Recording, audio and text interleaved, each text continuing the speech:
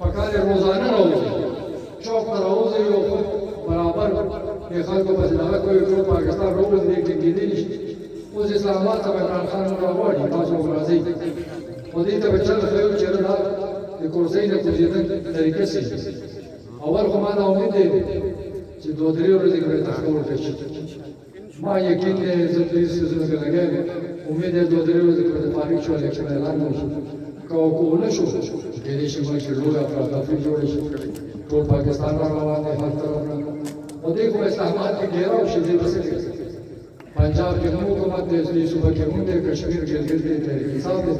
ने को वैसे आबाद नहीं शावत यदि फैसला पर मैदान की या बदे इस्तीफा के से खत्म इलेक्शन के या पर मैदान के झगड़े में मुकाबला को नताज टाइम होगा जंग के तासुर पर कदाउ हुकूमत से रवानी पूरी दुनिया पे एतबार न कई डॉलर रोजाना कराने की जो डॉलर कराने की बाजार से अर्ज कराने की पेट्रोल सरकार तेल ग्रांची वही सर गया हर